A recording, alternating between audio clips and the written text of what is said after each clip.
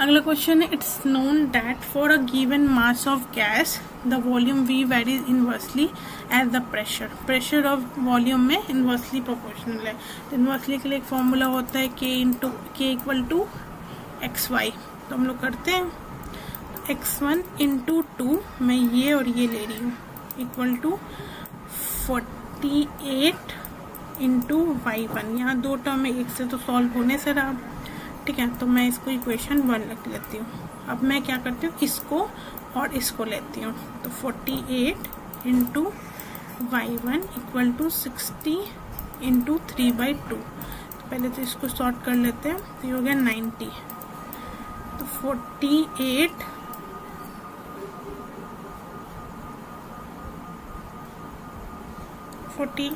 Into y1, तो y1 की value आ गई 90/48। तो ये कैंसिल कैसे होगा, 15 4 जा 90 एंड 15 6 जा 90 होता है और 8 6 जा, तो आ रहा है y1 की वैल्यू आ रही है 15/8। Got it. तो मुझे ये मिल गई 15/8। अब क्योंकि मुझे y1 मिल गया है तो मैं x1 निकाल सकती हूँ।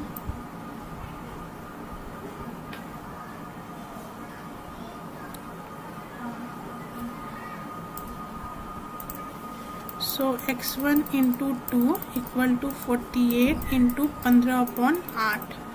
तो ये 6 से कैंसिल करो, x1 की वैल्यू आ गई 6 इंटू 15/2। तो ये 3 से क्या, 15 3 जा 45। तो आपको x1 की वैल्यू कितनी मिल गई, 45। ओके।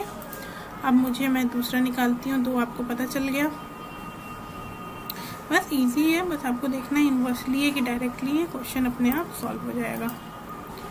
फिर मैं इसका और इसका यूज करती हूँ। तो 60 into 3/2 equal to x2 into 1। तो ये तो काटो 3 जा तो 30 जा तो 90 इक्वल टू x2। तो x2 की वैल्यू आपकी 90 आ गई। तो ये वैल्यू आ गई 90। ओके।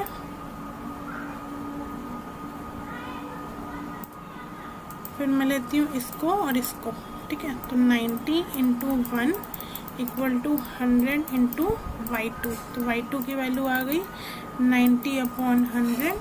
ये कैंसिल हो गया, वैल्यू आ गई 0.9। तो ये वैल्यू आ गई आपकी 0.9। अब अगला निकालते हैं।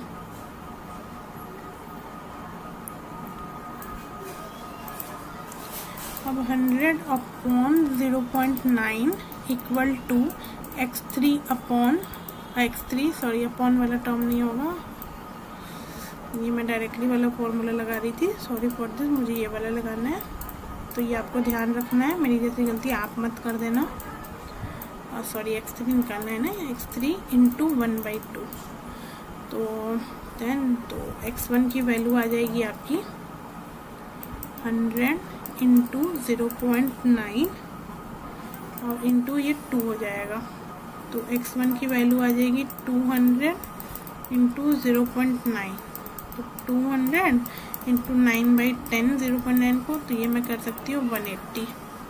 तो ये हो गई 180। 1 सेकेंड गाइस। सो हमने इतना निकाल लिया। अगला निकालते हैं। 180 आ गया।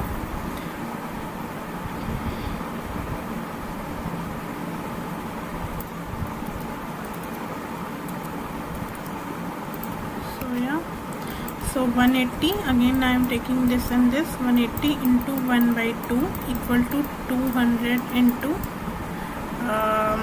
क्या हो जाएगा y3। ओके। सो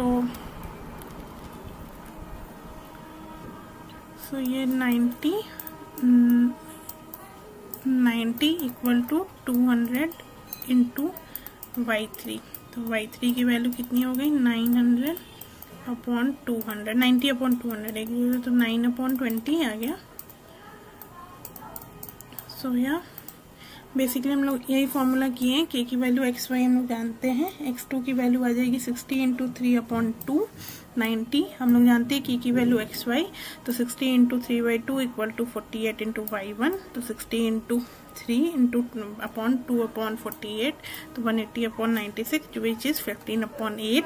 फिर हम की वैल्यू XY, तो इससे हमने X1 की वैल्यू 48 ना, हाँ या 45 निकालेंगे। फिर हम लोग उसी तरह करके 0.9, 180 और 9/20 हमने कैलकुलेट किया। मूव टू और नेक्स्ट।